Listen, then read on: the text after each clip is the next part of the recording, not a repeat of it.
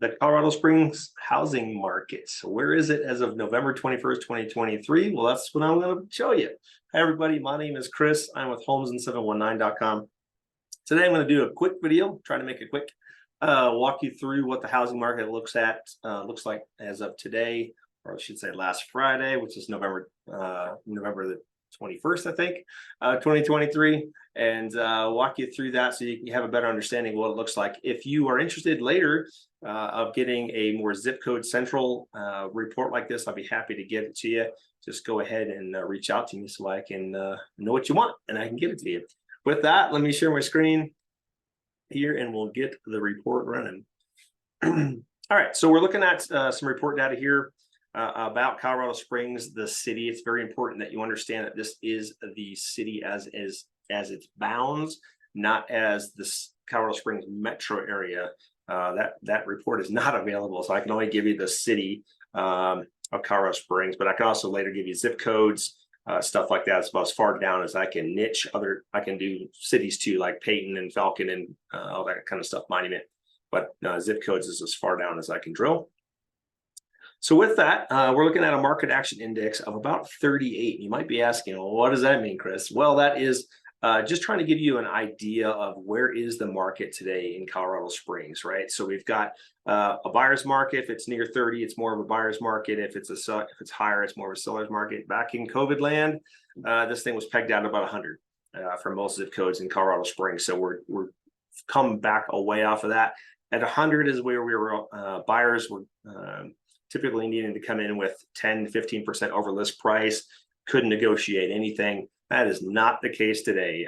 Buyers and sellers are definitely negotiating, trying to get fair terms for both parties, and sometimes they're giving away, sellers are giving away sellers concession to have you buy down rates on your interests for your loans, willing to do more repairs and stuff like that. So a way better position to be negotiating from as a buyer than we were back in COVID land. Okay, so with that, looking over here to the right, we've got the median list price is down to 510 from 555 back in August. And I suspect that's going to continue to slide just because we're in holiday season. And that's typically what we see in our markets. Median price of new listings is down a little bit there. It looks like about 40 grand, almost 50 grand. Median price of new listings. I like to say that this is the speed with gas pedal, and this is the speed of the market. So the more this goes down, the more that's going to go down. And it is a little dependent on where the house is at. This is a pretty broad chart, right? So it's Colorado Springs, the city, and it can deviate neighborhood to neighborhood, have a bigger impact or a lesser impact. Typically speaking, the higher priced houses have a bigger drop than the lower priced houses, just because there's more room to drop. All right. Average days on market's 81. Up from 68, but the more important number to look at here is the median days on market at 49, and that's because the average days on market might have houses that have been sitting on there a long time, maybe out in far out Ellicott County and stuff like that, where they take a lot longer to sell. Long as it's in Colorado Springs, and you might have an effect there where the median kind of drops those off and tries to show you a more representative. Most houses typically sell going to contract in about 49 days. Price decreases, about 50% of the houses take a price decrease before they sell. And you definitely, if you're selling, you definitely do not want to be in that bucket. Get your house priced right. Do not put it out there for what you think it's worth. Don't put it out there for what your neighbor sold his house a year ago or a month ago. You need to want to get ahead of it. The line's falling there. The prices are falling. We're seeing that up here. So you want to get ahead of that curve.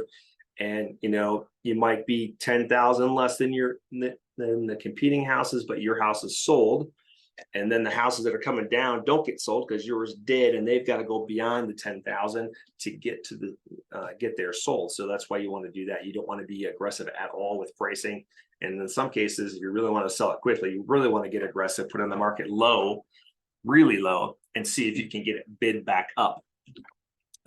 Because you're not in Colorado, you're not mandated to accept an offer. So you see what you get. You can make adjustments later. And okay, if you're buying, you might look for houses that have been on the market more than 49 days because they're more likely to do a price drop. So they're negotiating more. They want to get the house sold. They know your house has been out there for a while. They don't want it to be out there through the holidays, those kind of things, right? Price increases 4%. 4% of the houses that are listed take a price increase before they sell. And that's normally new builds. Sometimes that's clerical error stuff, but relisted 7%. 7% of the houses that are listed for sale have to be relisted. Normal market is 10%. So we're not too far off that, really. Inventory, you can see it continues to climb. And I'm going to get into that a little bit more and give you some more insight and clarity on that. You know, where are we really? Is it bad? Good? I don't think we're that bad, but median rents 2,200, and you can see where the market action index was back in August 4th at 48. It was much higher than that in the beginning of the year. So you kind of get an idea.